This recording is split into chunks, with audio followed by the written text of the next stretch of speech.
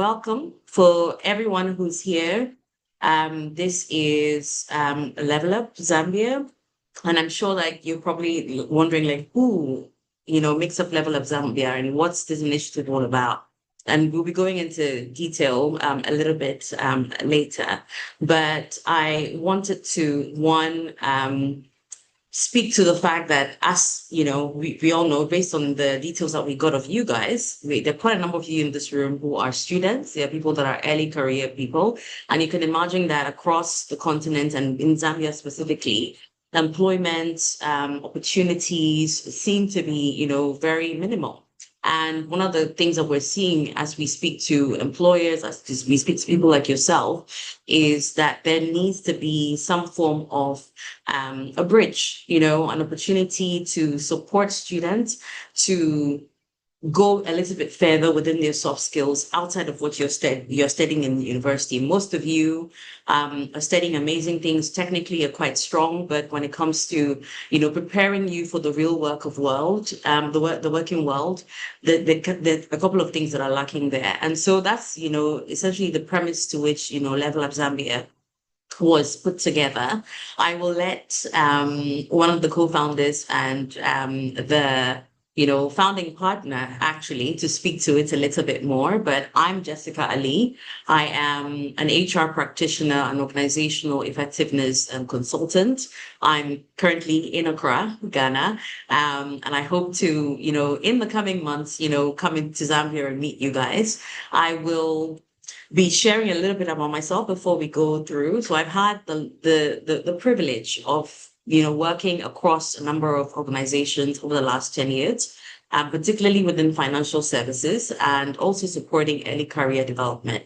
As I mentioned, I'm a founder of Graduate Consult. It's an advisory and a consulting business that supports talent development and provides organizational effectiveness consultancy for companies. I'm based out of Ghana, but I do support, companies and individuals across the globe. In terms of where I've worked in the past, I supported most recently I was the head of Academy, which basically means the learning and development arm of a business process outsourcing company based out of Nigeria called Hugo Technology. I also worked at Absa Bank, Ghana. I'm sure you guys are familiar with the brand. ABSA, and I also worked in Morgan Stanley and Bank of America in the UK, particularly supporting and leading initiatives that sort of found and trained and hired talent from the continent for roles, in Ireland, in Dublin, in the UK, in the US, etc. And so that's where my early career trajectory started, and probably one of the main reasons why when CISA was thinking about putting this initiative together, reached out so that we can help put together a framework initiatives that can help you guys to have the skill sets that's required to not just be competitive within Zambia, but also globally competitive as well. So I will hand over to Cesar because he's on the call, and I know it's a privilege to have him on the call. And he will speak a little bit to why, this initiative was founded and what he hopes to get out of this initiative and what we're hoping to be able to deliver over the next couple of months and years to come. All right, awesome.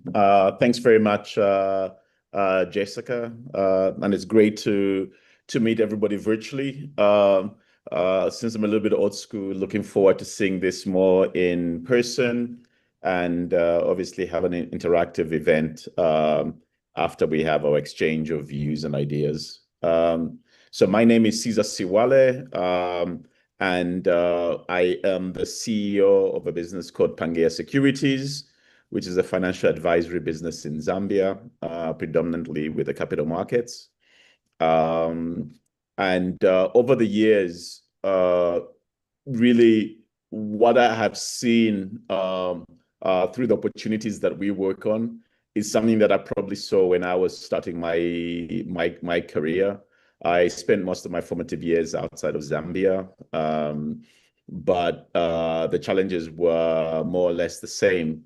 Just that experience you go through as a young person, especially if you're in your last year of university, trying to figure out what you're going to do with your life, questioning if you actually took the right subject for your undergrad, and searching for a job, either trying to come through as an intern or trying to go directly and secure that employment, and figuring out what you want to do. And I think in that journey, I was lucky. I had a number of people to talk to who were able to guide me, and I knew very on that I really wanted to do financial services, but really the higher finance.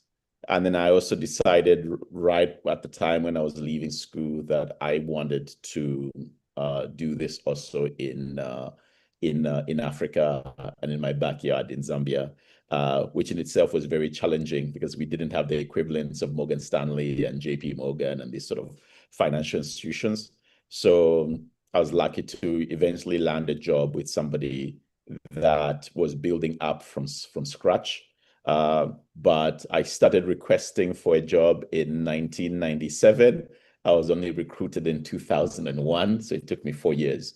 So, with what I saw in that process, just how challenging it is to go about fulfilling that path or that dream you have.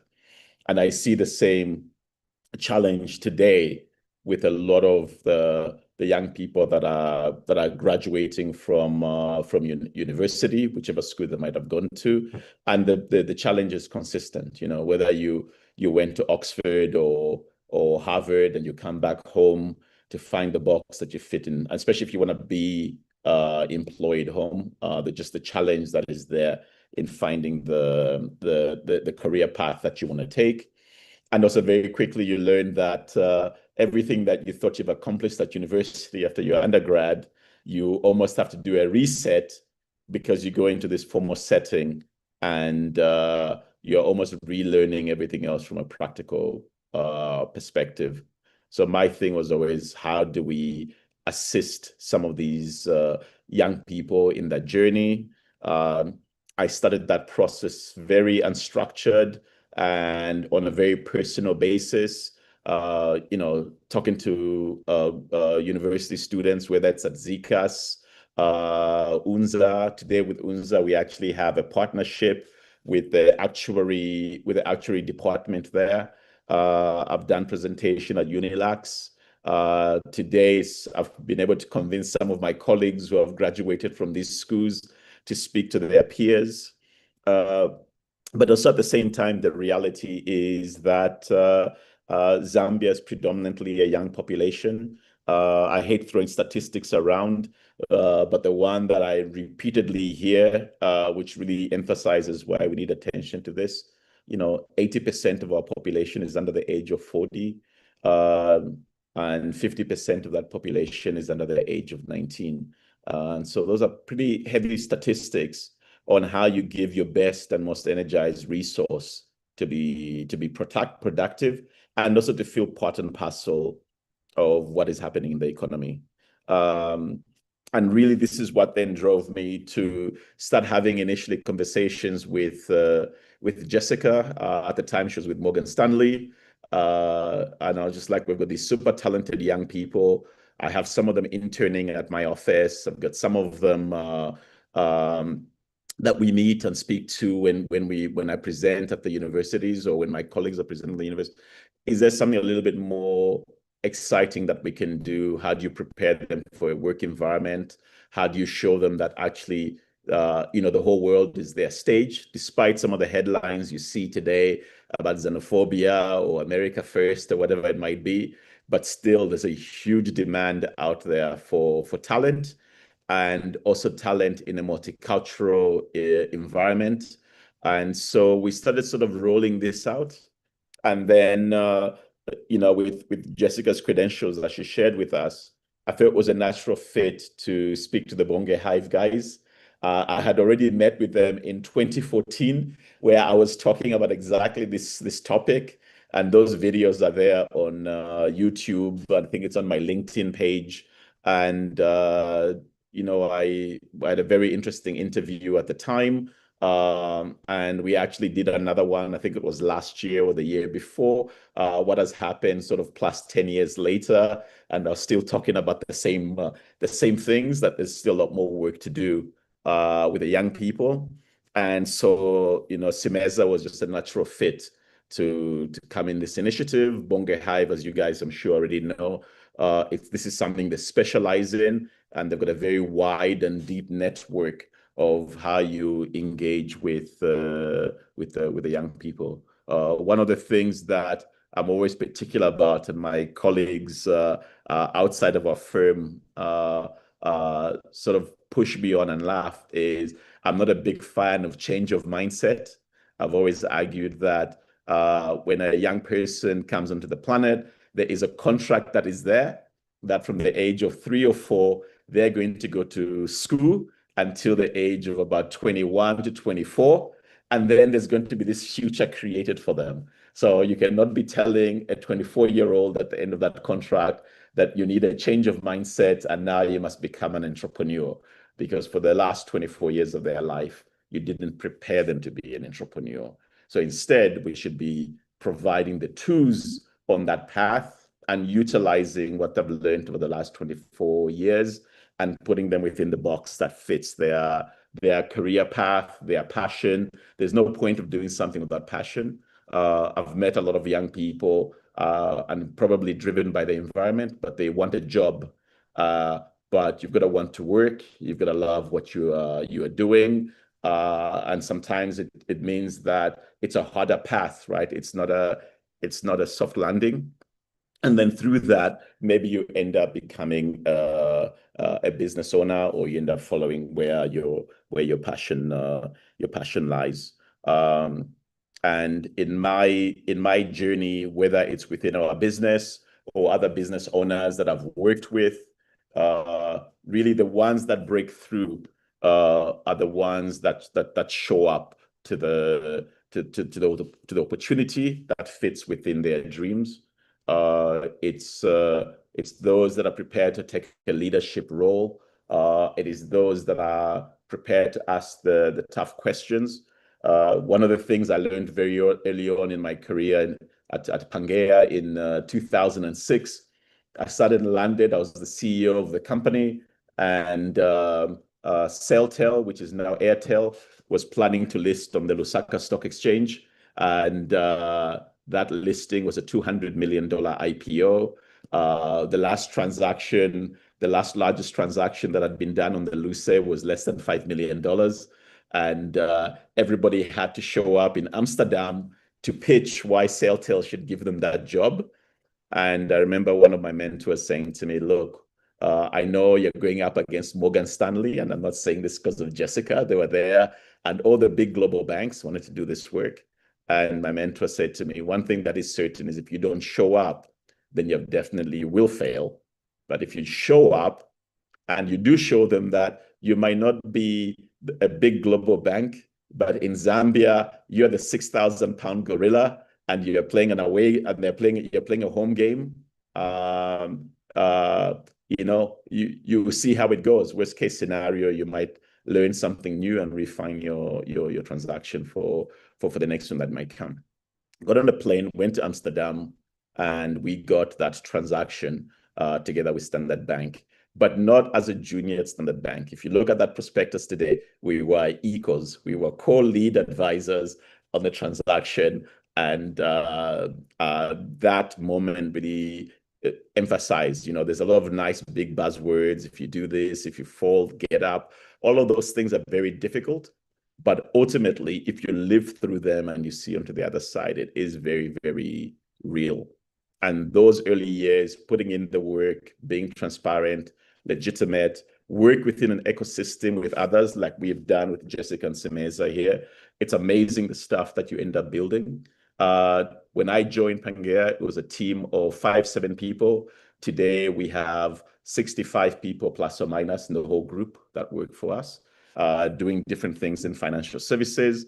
We work across the Zambian economy, whether it's in the mining sector, whether it's in agriculture, with Zambi. If you see today, we're in pass and parcel with that. We work closely with FQM. obviously telecoms businesses, as I've mentioned.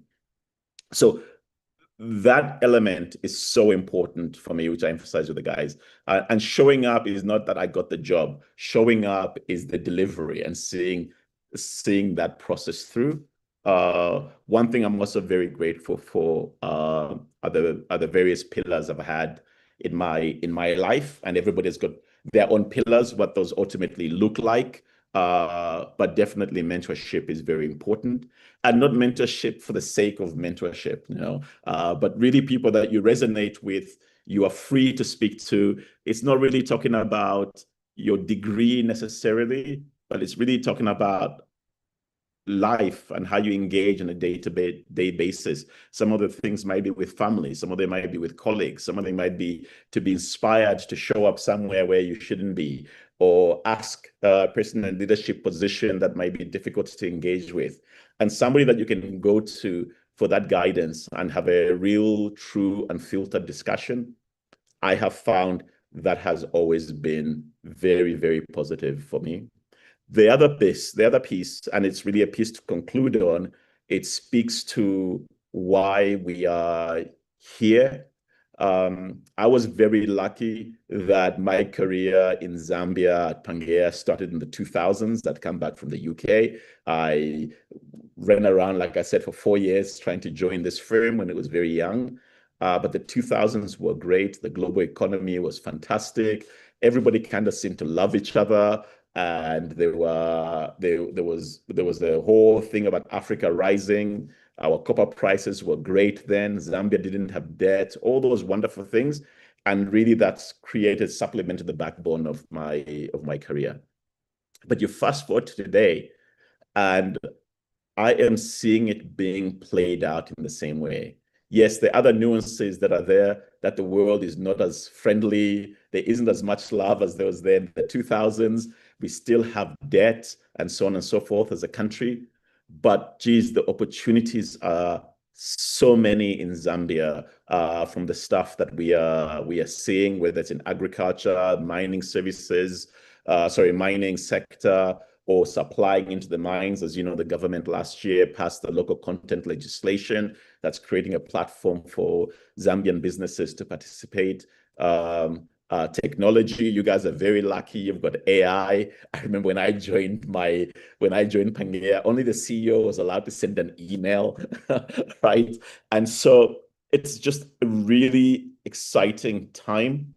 And then we've got these super talented young people. I look at our business today, and you take out sort of myself and maybe one or two people. The office is run by pretty young people under the age of 35, I would say. I've got a 29-year-old. He's doing a $400 million transaction. I've got a 25-year-old working on a $15 million. So it's really, it's a market that's opening up. It's desperate, and a market as in the whole economy, desperate for talented young people. But it's also a bumpy road, right? I don't want to make it sound super rosy. It is bumpy. Things are tough. Business owners are wary on where that path looks like, whilst people like us look at a 5-year horizon. And so it is super important that this resource, i.e., you guys, that we have as a country, or if you speak to it as Africa, because we see the same thing in SADC, we see the same thing in East Africa, we see the same thing in West Africa. How prepared are you for those opportunities? And you can't just be good enough for Zambia. You've got to be good enough to be a global player, right? You don't want to be the people saying, yeah, it's all right for an African, but you wouldn't stand a chance if you were in London or in Beijing. So that leveling up is super, super, super important. And I hope this turns out to be beyond just us having these conversations like this, but that it's interactive. I'm not in a place to lecture anybody. Everybody's journey is unique. But what I am here to encourage you to do is to seize the moment. Africa is really exciting at the moment from my perspective. Thank you. Thank you. Thank you so much, Susan. Thanks for sharing. And I hope that as you are listening, you're realizing one, not just the passion for the continent and for Zambia, but more importantly, the passion to provide opportunities, whether that's in entrepreneurship, whether that's, career pathways, so that, in the next sort of 2, 3, 4, 5 years, that, percentage, because you mentioned a huge percentage of young people, which is not just Zambia, I guess across the continent as well. 70% of the population are sort of under 35, right? And that is a huge opportunity if we do something about it. If we don't do anything about it, then it becomes a lost opportunity, right? So thank you so much, Cesar, and thank you for leading the charge for this, and also encouraging other organizations to join and put not just time and resources, but also your network and your brand behind this as well. So thank you very much, Cesar. And thanks to BongoHive. We will hear from Simunza later on today. I wanted to just maybe potentially use this opportunity, because this is the first time we're speaking. So this is kind of a virtual lunch for Level Up Zambia. And we're hoping that we will have some form of an in-person lunch in the coming months overall. But really, the reason for working with BongoHive is, you guys know BongoHive, innovation, entrepreneurship, etc. I feel like it's the right house to house this, because again, it's going to be career pathways, preparing you for the working world. So without much more to add, I will kind of move the presentation forward. I can see that we're speaking and we're engaging on the chat. So thank you for that, because again, we don't want it to feel like it's just a lecture, as Cesar said. So can you let me know if you're a final year student, you're an undergrad, just let me know in the chats who we're speaking to here. Early career professional, or someone who just finished university, you're trying to figure out what is my next step, right? I think it would be good for us to understand that, so that it helps me to craft what the next couple of 30 minutes looks like. And to Cesar's point as well, whatever stage you're at, it's important for you to show up. It's important for you to not just show up for this event, but show up in your life. Show up and drive the goals that you've set up for yourself. And that alone puts you ahead of most people, because, guess what? We had over 100 people register for this event, and we have about 43 people on the call at the moment. So for me, it's not just about registering, which is a tick box exercise, but it's actually saying, okay, let me go and hear what they have to say. And then I can pick from there what I can take for the next couple of days, right? So I think I see people submitting, so that's great. Undergraduate, okay. We have recent graduate, amazing. People in their third year in school, people that are in their final year in school, quite a number of people from, UNILAS and UNZA. Welcome. Thank you, everyone. Entrepreneurship, third year, amazing. I think it's all important. And I think you're also noting each other as well, so you can connect outside of the presentation today. Okay. One of the key things for me is that, as you know, there are quite a number of these sessions that tend to happen. And one thing I do want to share is that for Level Up Zambia, we aren't just here to motivate. We want to go beyond that and give you the tools so you can, action and move towards the direction that you want to go into, right? So the conversation today, you're going to leave with some, concrete steps and some support tools as well, so that when you leave here by the end of this weekend, you can have one concrete goal that you want to be able to work towards for the next 30 days, not next year. Because here is the thing, we always overestimate what we can do in a year, but we underestimate what we can do in a month.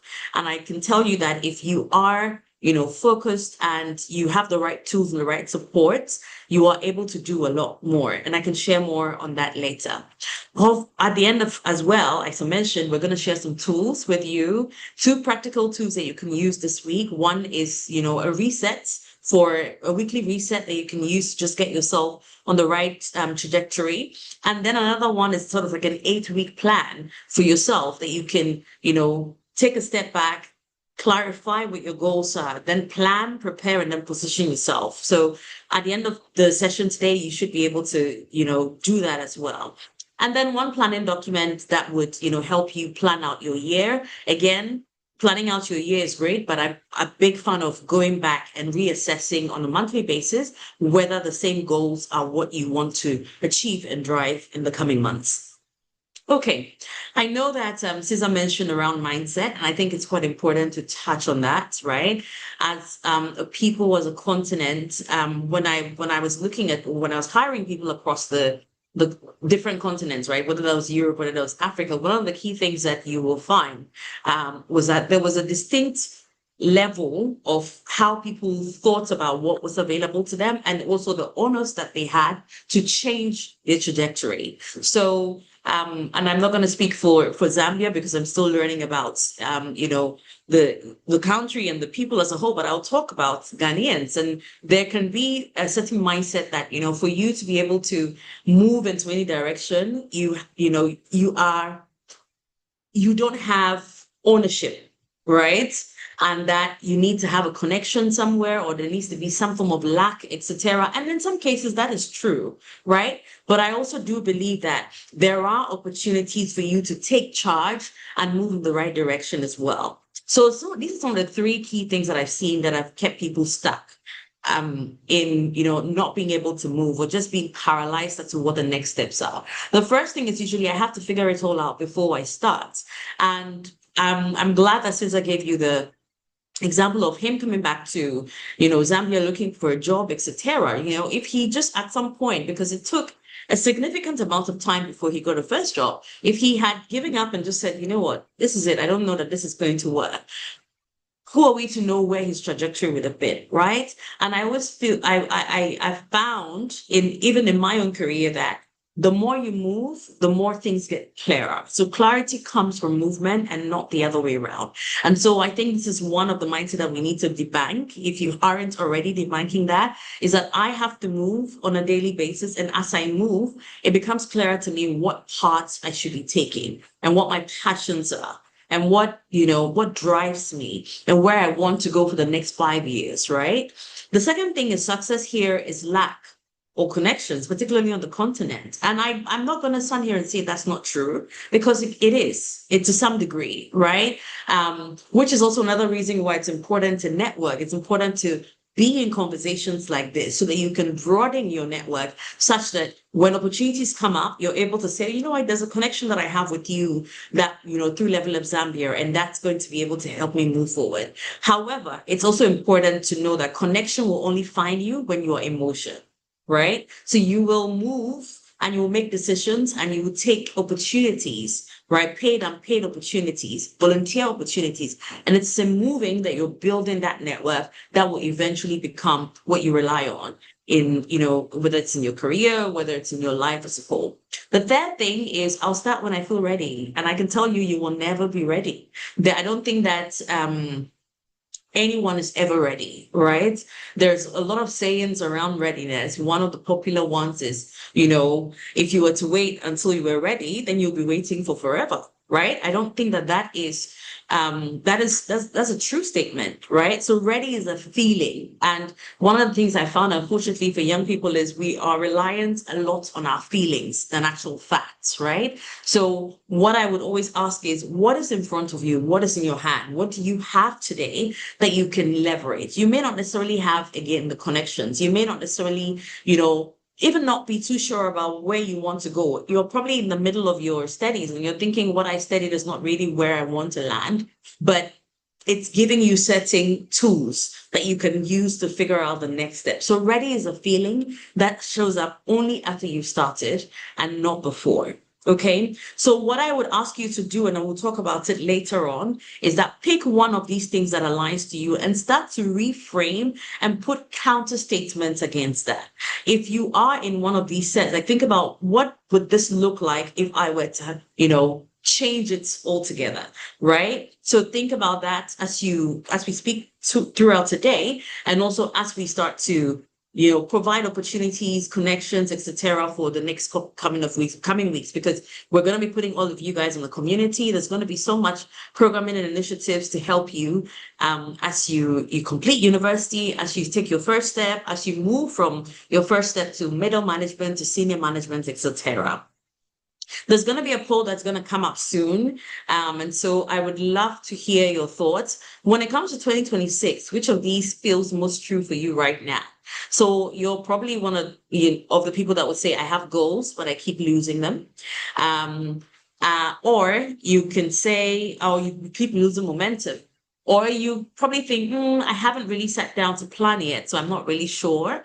I have a plan, but I don't fully believe it will work. So can you let me know? I don't see people voting at the moment, so I'm looking forward to seeing the poll. So we'll probably give ourselves a few seconds so that we can go through them.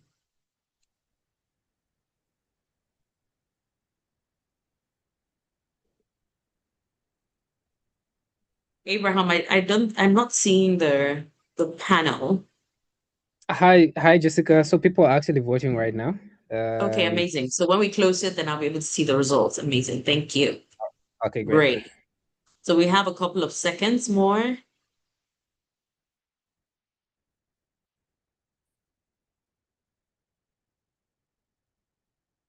Okay, I'll give us maybe 10 more seconds. So 10 more seconds and we can close the poll.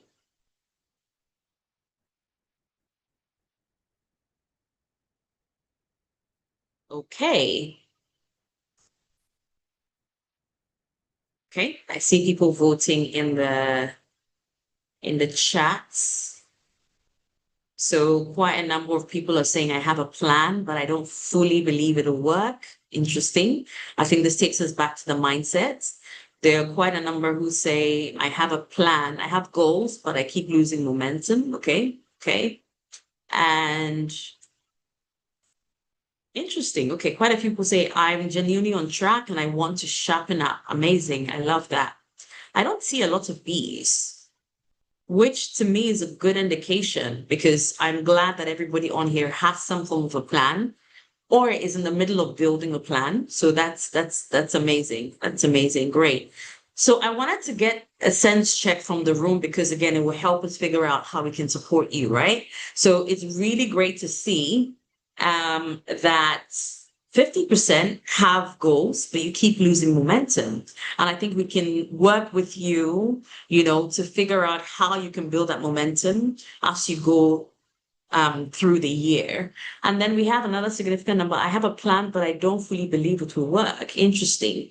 And for those who have indicated that you want to maybe type why you don't believe that it will work. And I think this is important. And I actually love to see this because remember we just spoke about mindset, right? So I'd love to really understand like what those beliefs are and what are their beliefs that we can support you on and really where that's coming from ultimately.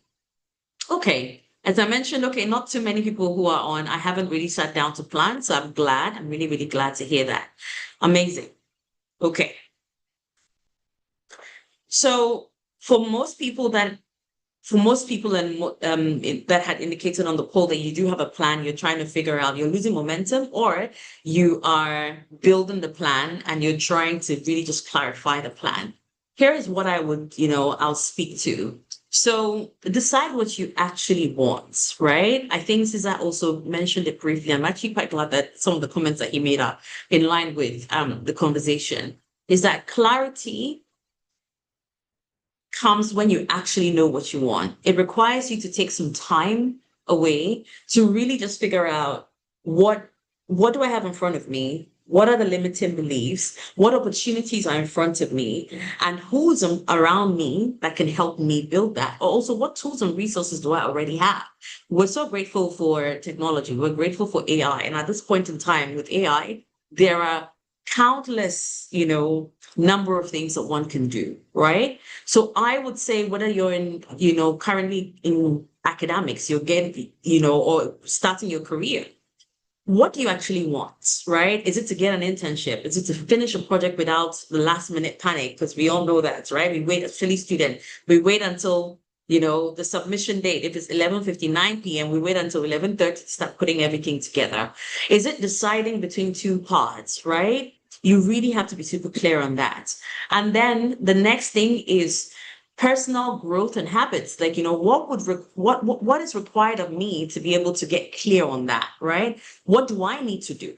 Because trust me, we can give you all the advice, we can give you all the opportunities, but until you wake up and say, I am going to do the work and I'm going to commit to doing it for a long period of time, I can tell you for a fact that you won't be able to grow, right? You want to be, you want to have gotten a job at Pangea Securities, for example, until you apply. Your opportunity may not even be put in front of them, right? Until you investigate which department, you probably won't be able to, they're not going to know about you, right? So what does that look like? It looks like waking up early, stopping the all-nighters, really for students, right? Stopping the all-night. There's a season for some of these things. That's like, for a short duration, you probably need the all-nighters, but not for the rest. That's not a career strategy or plan for the rest of your life, right? Really putting down, what else do I need to do? What resources? Is there a book that I need to read? Cesar mentioned mentorship. And today, there's so many ways you can be mentored without having to have met somebody in person. And books are a way you can do that, right? Following through on what you planned, okay? Following through on what you plan. You say you're going to do something and you do it. I call it your say-do ratio. And this is one thing that I found is the more you do what you said you were going to do, the more you build confidence in yourself and respect in yourself, and the more you are able to tackle harder things, okay?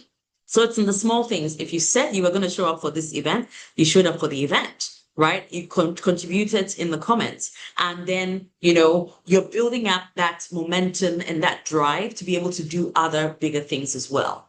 And then relationships and communities, because we can't do all of this in isolation. We live in the community, we live in the world, in school, we're working with each other. In the workplace is going to be the same. If you're an entrepreneur, you're going to require a community of people that are like-minded, and even sometimes people that challenge you so that you know how to move and redirect your path if need be, right? So stay connected with family while building your life. Being a better person and a better friend, giving back something. It's not always about taking, right? So there are people on this call that are sharing on the comments. Is there someone here who, based on what they've shared around the belief, if you have maybe a tip for them, go ahead and share that, right? So in the chat, I want you to type, what are the things, like how are you going to decide what you actually want? So from a career perspective, growth perspective, community, what is that one thing that you're going to do within these three buckets, as we leave this conversation? So I want to see some of the chats as well. And while we do that, I think I saw a comment on not believing it will fully work, the right tools to actualize the plan, and also a lack of momentum and drive.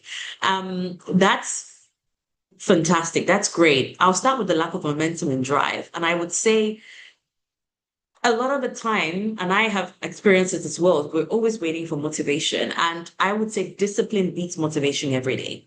If you wake up and do the small things gradually, you're better aligned to achieving your goals than waiting to be motivated, right? And so that again comes back to what we're talking about. Decide actually what you actually want and break it down into actionable steps. Little bricks. We've had little drops of water make a mighty ocean. What does that drop of water look like today, right? What are the tools to actualize the plan? And I'm glad that you're talking about tools, because we'll be sharing some as well. But I'd say go onto the internet. If you want to go on a particular, path, one, figure out who else is there, right? Who else is doing what they're doing? Observe from a distance. I love seeing, I'm paying for opportunities of advisory and mentorship from other people. I want to see how they go about doing the same thing that I want to do, right?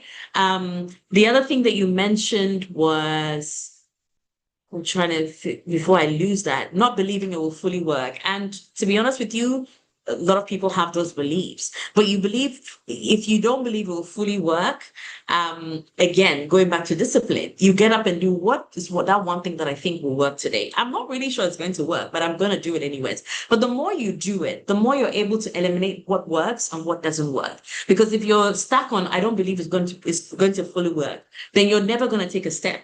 But until you take the step, then okay, you get information back to say, this works, this doesn't work, okay? So I hope that helps. I'm looking at, so someone said, can I repeat? So I'm just asking you to put one thing you're going to do, and decide that you actually want to do in these buckets. So from a growth perspective, what are you deciding? Am I deciding today that I'm going to read a book? I'm going to figure out, if I haven't finalized my plan, what that plan is going to look like career-wise. If I'm a student, am I thinking as an internship? Am I thinking as a volunteer opportunity? Am I thinking it's a topic that I want to, write about, right? What does that look like? So I want to see that in the chats as well. Okay, you can keep putting that in, so we'll come back to it overall. Okay.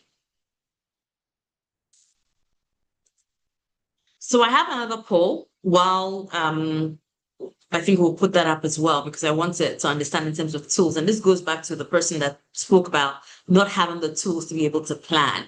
So what usually gets in the way of, following through in your plans, right?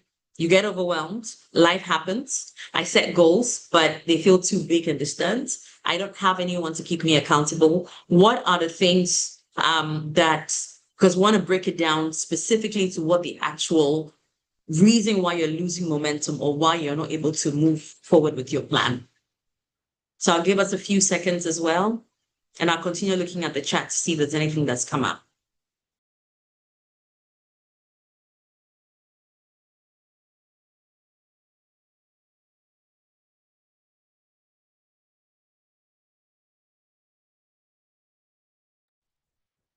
We have some votes coming in. So life happens and then you lose the routine. Okay, we'll have a couple of seconds more for you too. I don't have anyone to keep me accountable. Okay.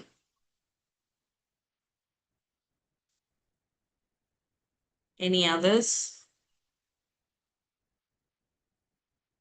I get overwhelmed and don't know where to start, Emmanuel says. Okay.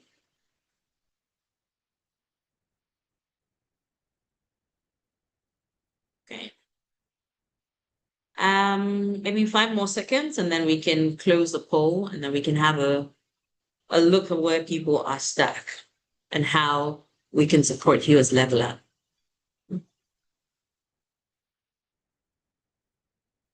Okay.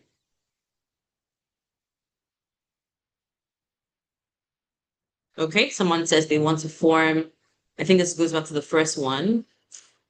Okay.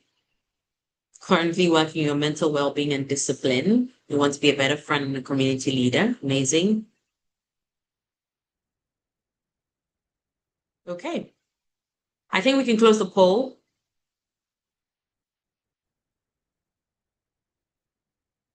Great. Wow. A number of people are on Life Happens, which is true because, you plan for today and they say you plan and then God laughs, right? So, but it's still important for you to plan. So life does happen and you lose the routine. So I think what is important is figuring out how do you get back when inevitable and uncontrollable things hit you, whether it's a loss, whether it's, I guess just, too many things happening at the same time. So you get overwhelmed. Okay. You have another significant number saying you get overwhelmed. So, point A and point B are aligned, right? Then very few people say, I don't have anyone to keep me accountable, which it's surprising to me because in other places I've heard for people that they want accountability. They want a friend who's able to say, you said you were going to do this. Can you do that? So I'm actually happy to see in this group that we have a lot of self-motivated people and people that are willing to put in the work. I set goals, but they feel too big and distant. And I think for that particular one, the question I always ask is, yes, it's great to set a goal. At the beginning of the year, all of us, new year, new me, we set these wonderful goals. But then the question is, how do we break it down to the actual day-to-day? Right. And sometimes in the setting of the goal, you sometimes set scary goals, that are great. But then in the doing, you realize, oh, this is actually quite scary. So I don't know if I want to move forward with that.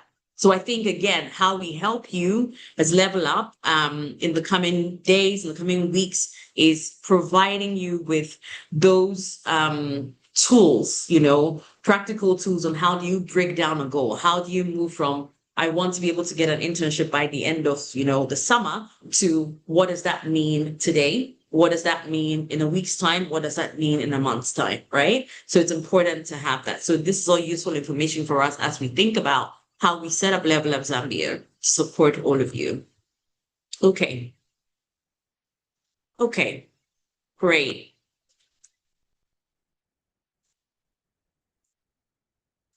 Okay. While we get to tools, and I think the last couple of polls have been quite helpful to me because one of the things I'm getting from people is that one, people are motivated, one, people have, plans, but they're just losing direction as we live life because life is in the living on a day-to-day basis. This is a tool that I use personally, called Sunday Reset, right? So 15-minute reset, and I think it'll be helpful to you.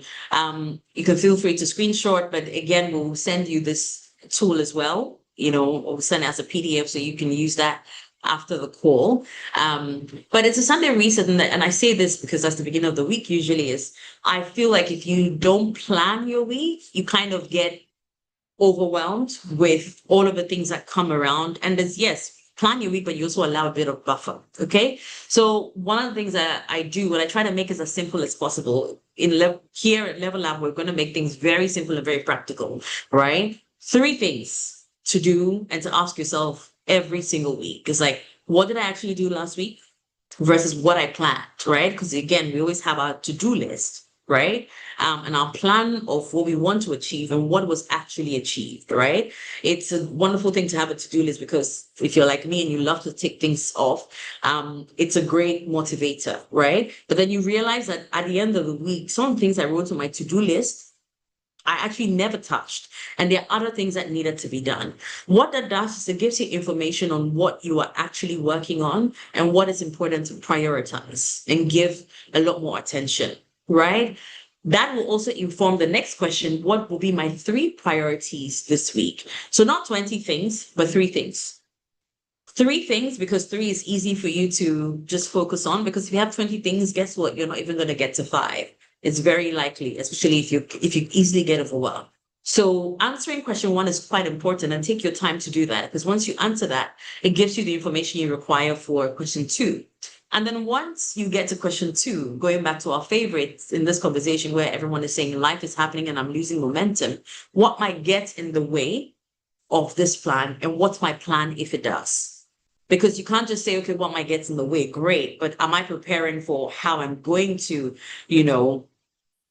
figure it out if it actually does happen, right? Because we want to solve it now so that when it actually happens, we've already counted for that. So this is a simple reset that you can use, on a weekly basis. If you feel weekly is a bit too much, depending on what you're doing, bi-weekly works. But I think weekly is fine, given that it's only 3 questions and it helps you whether you're a student, it helps you whether you just started in a new role and trying to figure out the lay of the land, what's important for your manager, what's important for the business. All of this will help you do that, right? And this goes across different things in your career, in your life, because your financial life, your personal life, your family and communal life, your career life as well. These questions can be asked in to help you, guide you as you plan and not lose momentum. Okay.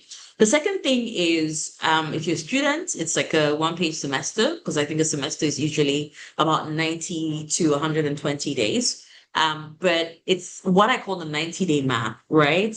And I've broken it down into 3. Again, you find here that 3 is the sweet spot for me when it comes to a lot of things. It just makes it easier for you to be able to actually do what you said you were going to do.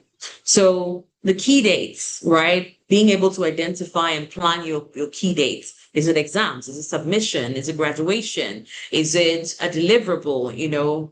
Cesar spoke about, some of the people in his organization who are leading some multi-million-dollar projects. What are those key dates? And, how can I leverage those key dates and work backwards to make sure that I have a plan of action to deliver them, right? And then once you figured out those key dates, what are the 2 to 3 goals per each item? What are you actually working towards in the semester or that quarter? Not vague intentions, specific outcomes that tell you that's easy for anyone who picks up that map to know exactly what you're on, right? So if you were to explain it to a 5-year-old, what is the outcome that you want to deliver? Maybe my outcome is at the end of the semester, I want to get a 3.5 GPA. If you are a 3.5 or a 4, that's a very specific outcome, right? If I am early in my career and at the end of this year, I'm looking for a promotion, or at the end of, maybe mid-reviews are coming out because we're in the middle of the year, right? I want to be able to get a certain rating for my review. That's a very specific outcomes, because you want to really name them right? Not I want to be a great person or I want to be an entrepreneur. What does that look like? What does that mean? Right? In what field, in what industry, within what duration you want to be able to be as clear, right? SMART goals, I'm sure you've heard of that. So specific, measurable, actionable, right? Realistic and time bound. You want to be able to use that model for that. Then break it down into weekly habits, right? 1 to 2 weekly actions that move you towards the goal. And so you make it very small and very easy for you to do it. So I'll give you an example. So I have a goal to be active every day. I'm on a 10,000 steps a day, right? What does that look like to me? I mostly work from home. And so if I don't put a plan together, it's very likely that I may not even get 500 steps. Okay. So it looks like every morning when I wake up at a certain time and I go for a walk.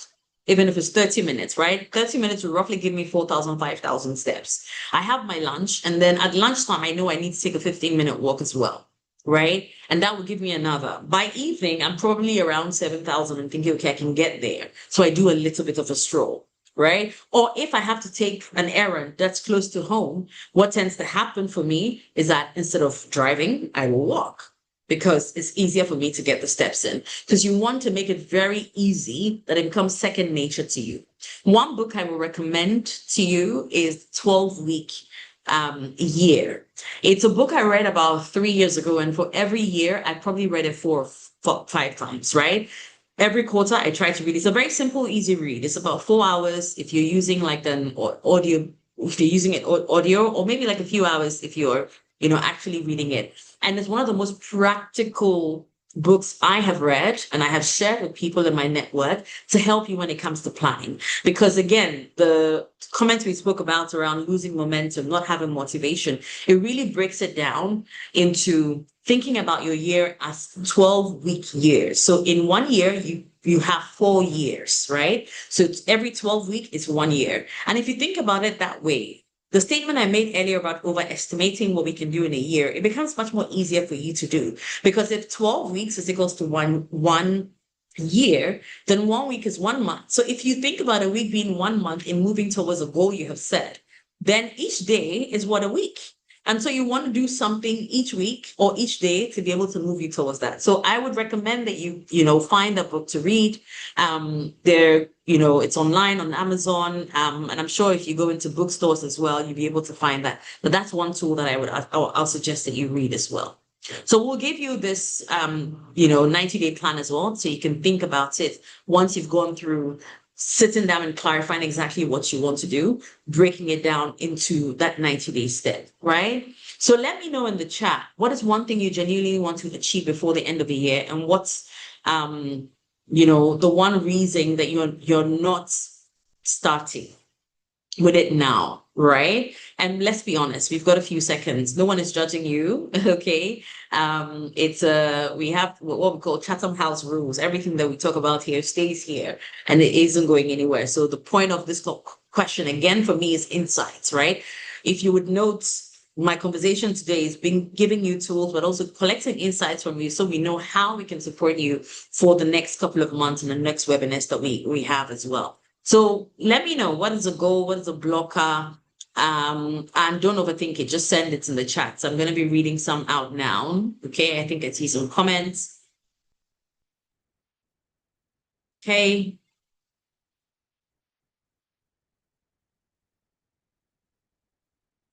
I'm clear about the skill I want to get, but is it okay for me to have about 3 or more skills? If yes, how can I finish up successfully?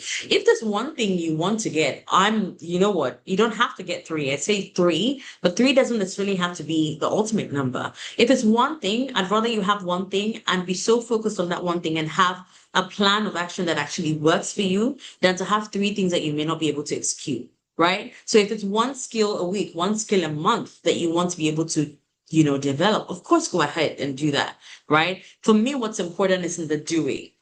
We love to plan. We're people that love to plan, I know, and I don't know if you have, but I used to be, and I feel like I've been cured. I used to be one of those people that loved planners, the beautifully crafted planner that looks lovely, is looking at me every day. I put everything together, but ask me, how many times do I open it, right? So if it's one thing, I'd say go ahead and do that one thing as well. Okay. job creation. So when you say job creation, where specifically? Remember, I want you to be very specific. What is that specific thing? Okay. Someone said school and internship. Okay. You want to be able to finish school well and get an internship. That's great. Establish my business. Being hesitant in because the last business didn't work out. Oof. Um, that definitely can be a setback, right? Especially if you've done everything that you can and the last business didn't work out. There can be that, should I even try? But I think it's important to one, take a step back and really understand what didn't work out about the last business. Like, why didn't it work out?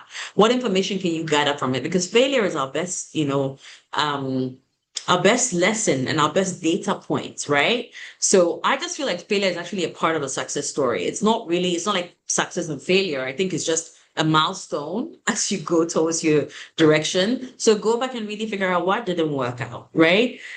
Is it, you didn't have the right systems, or maybe it wasn't, we weren't super clear on exactly what you wanted to achieve? Is it people, is it visibility? What is it, and figure out. Once you figure that out, I think it gives you a bit of a momentum to be able to go, okay, now I know. And so I'm going to take that and work with what I have now and, be able to move forward. So I'd say, yeah, that's a good goal for sure. I aim to engage myself in more innovative spaces. That's great. You're already on the call, which is fantastic. And if you're not following all the stuff that BongoHive is doing for all the people that are interested in entrepreneurship, I know BongoHive does a lot around that space, right? So definitely make sure that if you're not connected, be connected to them. I'm very conscious of time because we are 2 minutes over, but I love the conversations that are coming up. So taking part in programs and initiatives, this is great. This is amazing. I want my Okago tech company to gain traction. That's fantastic. How are you going about doing that? Can there be resources in BongoHive or in other innovation hubs to help you do that as well? Building consistency, and releasing yourself of the fear of being replaced by AI. This is one thing I would say. See, AI is here to stay, and we have to get used to it, and we have to learn the tools, right? To remove the fear of being replaced by AI is one, to learn the tool, and one, learn how to leverage the tool to be better. AI can never be a human being in terms of the emotions and the reasoning and the context that you have in any environment, right? So most of the time we have to provide that context to AIs so that they'll even feed us with the information that we're asking for. So I do, acknowledge that fear, but I would say the next thing is, how do I overcome that fear is to figure out in my field what are the AI disruptions that are coming up? How can I learn about those? And how can I leverage that to benefit me in the work that I'm doing or in school? Okay. I'm loving all of this. I'm loving all of this. To have a job in public health, very specific, and attend conferences that will develop my skill. I love that. Now the next step is Googling what are the, conferences that are happening. And sometimes, there are conferences that are free. There are also some of them that are paid for. And in some cases, how are you able to, plan and save so that you can be able to go for those paid conferences and then gain the support, gain the network, etc. I'm loving all of this. Thank you very much for being such an engaging group. Okay. So one final poll before we go. One final poll. And actually, I think we've actually gone through this poll, so we can skip it, Abraham. I think we went through that before. Well, here is one thing I want to speak to because I'm conscious of time. And as we're wrapping up, I'd love to hear any questions you may have, right? Any questions either about what I've spoken about, what, Level Up Zambia is hoping to achieve, and even your own hopes of what you think this, organization, this platform should be able to provide for you. What I would say is, off the back of this call, we have discussed some of the limiting beliefs. I've given you some tips here and there. I've also shared some tools that we'll be giving to you. One of the things that is important for me is community. We cannot build in isolation. And as we, open up opportunities, whether that's in traditional career paths or entrepreneurship, it's important that we do it together in community. So if you can see my screen, there is a QR code for community, Level Up Zambia. Would love for you to join because, again, we'll be sharing, similar We'll be having similar sessions, right, on different topics, right? We will also be sharing resources and tools, and we'll be organizing events, as we come along. And the hope in that for Level Up Zambia for us as a group is that we not just want to be able to talk to you about the opportunities, but be able to provide those opportunities for you. Cesar mentioned, speaking to some of his colleagues, and we're trying to build a network of employers who would, reach out to us to say, I have these opportunities. I'm looking for people that would, help me build out this business or help me achieve this goal, internships, work opportunities. You would only be able to get that if you're in the community. So definitely join, right? I would also ask you to, again, remember we spoke about the mindsets, right? Go back to those mindsets and write down the counter statement of your own, okay? In the dashboard that we'll be sharing with you, there will be a space for you to write that out as well. And then we will ask you, can the link be shared in the chat? Yes, please. Abraham, can you share the link to the WhatsApp community as well, so people can just connect and join? That would be great while we finalize. I would ask you to go back and just put in the counter statements and start to really just, review why you are where you are, right? And then when we come back in a month or two with the different, topics, because we've had people say, we want to learn about communication. How do I communicate in a way that translates into authority, or make it clear for me to be able to get opportunities when I'm in an interview space? What does that look like? Or I'm early in my career. What are the key things I need to know about managing myself and managing the work, right? We're going to have all these conversations as well. I'm in between opportunities. How do I decide? Because again, most of the time, it's not that we lose momentum. We're just in analysis paralysis, right? So if I have two opportunities, how do I figure out how I'm analyzing them so I can make the right decision for myself? These are some of the topics that we'll be discussing and we'll be going through in this community. So definitely get yourself involved. And the link has been posted as well. I'll also challenge you for the next 7 days. What's one small specific win? Not work on my goal, as you know, one very specific thing. I think you guys have already listed it out, right? And then work towards that in the next week. And I want to be able to see updates on the community as well. Okay, so if it means send that email, fill that one-page dashboard that we're going to be sharing, join the community, please go ahead and do that, okay? I know we heard from Cesar, and I'd love for us to hear from Simunza, who is the co-founder of BongoHive, which is Zambia's first innovative and entrepreneurship app on, their involvement as an implementation partner and a thought partner, and also the work that they do, because a number of you have mentioned, running businesses or wanting to get into entrepreneurship as well. So Simunza, I think you're on the call. Over to you. Yes, I am. And thank you for this amazing session, Jessica, and greetings to everybody here. At BongoHive, we work with great minds building viable solutions that change the world. And amongst the people that we consider great minds are the mentors that connect with entrepreneurs, the experts that work with entrepreneurs, the investors that get to invest in the enterprises. But very, very importantly, in addition to the entrepreneurs as well, is you, the people who end up working in the enterprises, because it's people who actually make movement and help get growth within the places that we work. This is something that Jessica, Cesar, and I have been having conversations. Our team having conversations around, and are very, very passionate about. And our teams are also very, very heavily involved in getting this off the ground. Is the question around how do we support the local community to not only find opportunities or get involved, engage in these opportunities, but also get ready for opportunities. And like Jessica said, we are starting, we're figuring this out, and like we've got our plans in place, and we've been planning and working and putting things in place. The cycles that Jessica mentioned to you is what we've also been going through. Even as it hasn't been like a straight journey. It was getting out. It was been figuring out, carrying out surveys, and then engaging and talking to people, and reading up on surveys to find out what actually the needs are.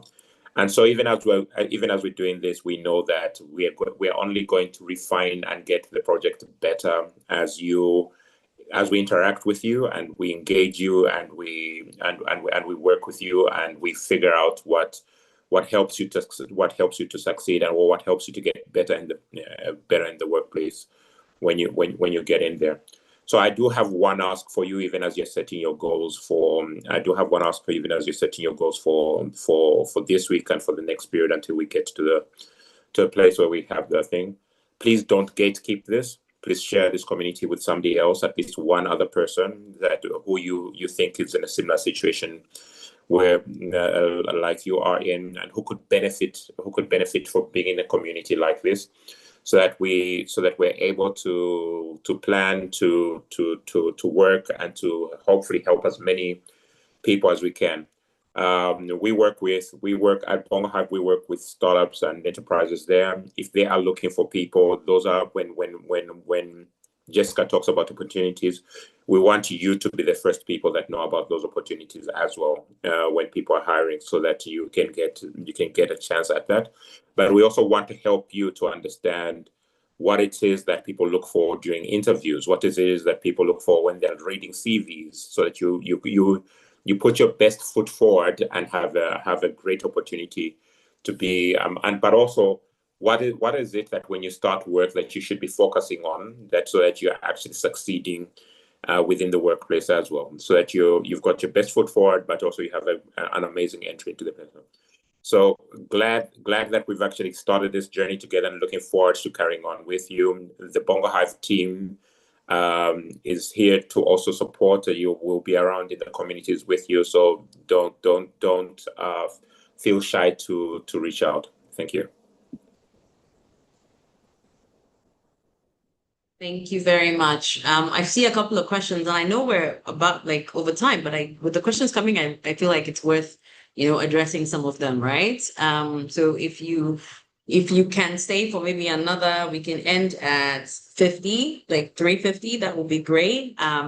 So I see a question from Reese. I once heard someone says you need to imagine your best version, their habits, your values, their thought process, and try your best to imitate that. I personally see that as a difficult task because of the limiting beliefs, and it also feels like pretending, like imposter syndrome. Any comments on that? That's a good question, and that's I guess, a vulnerable question. I agree with the statement that imagine your best self and then work towards that. Regarding the limiting belief, I think that you have to figure out like what about imagining your best self and acting like that is causing you to feel like you're pretending. Because I can tell you that for a lot of people, who are successful, there is always the why, right? There is also another book by Simon Sinek, This is the Why. And if you figure out what your why is and where I'm going, you almost have to envision where that is. And once you know what that is, then you come backwards and work towards it. So I will say identify, you've already said you have limiting beliefs, so it sounds like you already know what those limiting beliefs are. Go back and question them. For each thing that's a belief, like go in and say why. Then once you get the why, go back in and say why. You will eventually get to the roots of it. And once you understand the roots of it, you're then able to figure out, how to counter that or how to work towards it. But I do agree that it's a good way to think about where you want to move, right? Because again, if I use myself, I thought about myself, I always said I'm not a runner, right? And I would say I'm never a runner, but until I see myself as a runner, I don't think I'm ever going to be a runner, right? But if I say I'm a runner today, it doesn't mean I can run a marathon. I will not be able to run a marathon. I need to be able to go back. Maybe it means, as I'm walking, I start to run for 30 seconds. I walk and run. It's going to take some time for me to get there, right? So I think just going back to the why underneath that limiting belief will help you really figure out, what needs to be fixed so it doesn't feel like imposter syndrome. I recently listened, I can't remember exactly who it was, but I listened to someone ask another person in an interview that, how do you deal with imposter syndrome? And the person said, what is that? And for a moment, I was like, what do you mean? Like, what is that? Everybody knows what imposter syndrome is. And her response had additional information shared that she'd worked herself into believing that she deserves everything that comes to her or deserves every opportunity that's coming to her.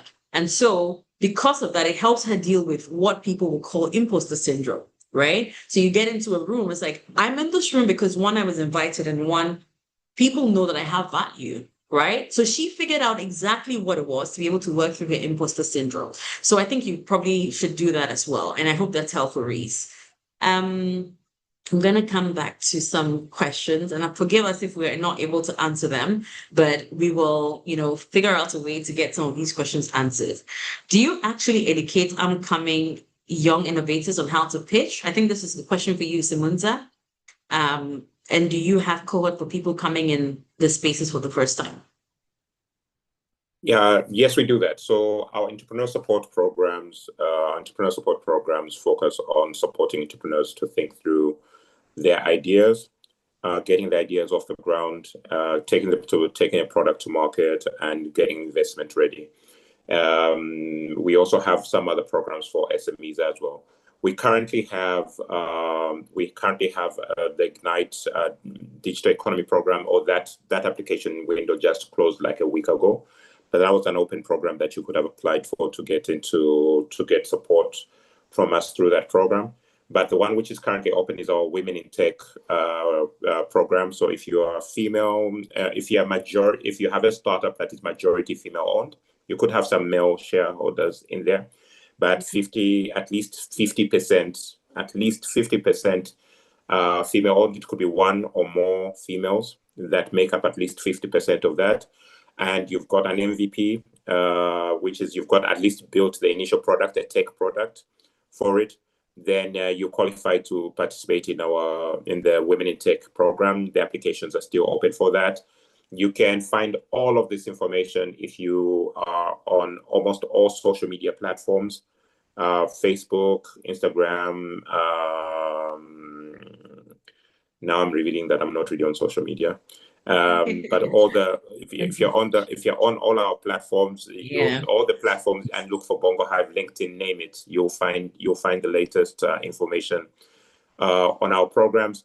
We are also on WhatsApp. If you check the channels or updates in WhatsApp, we are also there. You can look for BongoHive in there. You'll always get the latest information which programs are running, including this one. Yeah. There seems to be a lot of entrepreneurship. So I think we have to, factor it into one of our sessions, because there's quite a number of questions around, mentorship opportunities for entrepreneurs, strengthening their business skills, funding, incubation opportunities, etc. So I think Simunza will probably in one of the upcoming sessions would talk about, what that looks like, and and what the resources that you guys have are. Great. I'm seeing two more questions. Discipline and consistency are two things I struggle with, especially when I set a goal and make a plan. I would love if you could share any thoughts. It can be very demotivating to constantly stop and start. I would love if you can share any thoughts on that. That's a good question. I would say that every time you stop and then you start again, always remember that you're not starting from scratch. You're starting from information and insight. So the first time that you started, you learned something, or even if you got demotivated, you stopped, right? Ideally, you want to keep going. And the other thing with consistency overall is not intensity. I found a lot of people think consistency is intensity. So you would find, things like 75 hard, or I'm going to go 100 days, or I'm going to do this for 200 days or for the whole year. That's intensity. And I find that it's a certain type of person who's able to do that. That person has probably gone through, their own discipline journey, have been consistent for a long time and can be able to run that. So don't look at those people and then say, this is, the person I want to go through. I would say discipline and consistency for me looks up and down, right? Because again, life happens. So I would say, one, don't see it as, oh my God, I'm never finishing anything. I'm starting and I'm never getting to the end. but see it as, okay, every time that I've started this thing, I've learned something new. And so, okay, now that I know something new, what can I do to be better and improve? So if you're starting with 5 days, on the next day, you're going to 7 days, hopefully you eventually end up to 30 days or a long run, right? So I just want us to think about it in a way that is sustainable for us. And consistency is not intensity. So think about it that way. Like, what is the minimal viable way I can get something done, and it's easy for me to repeat it if I had to repeat it for a certain number of times, right? And the more you do it, the more you build the muscle, and it's much more easier. Because when you do it, you build the self-trust. And when you build the self-trust, you're able to pick up harder things as well. Okay? I believe many of us are missing on that state of exposure where you are surrounded with things you love and you need to accomplish. I believe all of us desire to establish something that should find way of being exposed to actual stuff. Exposure is definitely important, right? And one of the things that we're hoping to get or to do is to provide you with those exposure opportunities. Because again, guess what? If you can't see, it's very difficult for you to imagine and envision what you can be, right? Or what is possible. So I do agree with you, Benjamin. Any last questions? I think a lot of it have been answered, but again, thank you guys very much. I did say we'll finish around this time, and I'm so glad that we've been able to kickstart this program and for how so many of you to still be here, 90 minutes or almost, 2 hours into the session. So again, look out for join the chat, and as Samuza said, share it with students, with early career professionals. There are different groups within the community, so find your group and join, whether you're a student or whether you're an early career professional, and also go and join BongoHive as well. And we will keep sharing information. The recording will be shared with you guys along with the resources that I have mentioned on the call. And we really look forward to meeting you and growing together with you. We'd love to get some feedback as well. So there will be a survey that will be sent to you. So please do, let us know in that survey whether the session was helpful and also what you're looking forward to, because we have the insight from a data survey that we did before, but it'd be good to hear exactly from you what you would need over the next couple of months so that we can, work our programming around those things to give you those tips, tools, resources, exposure, opportunities. Thank you again to Cesar for staying. I see that you stayed the entire duration. To me, this shows the importance and the passion for this opportunity and this initiative and the commitment to getting other organizations on board as well. And thank you to the BongoHive team for ensuring that this went very well. And thank you everyone for showing up. Very, very well done, and for engaging as well as you did. So thank you all so much. And then we'll see you in the WhatsApp community. Enjoy the rest of your day. Bye.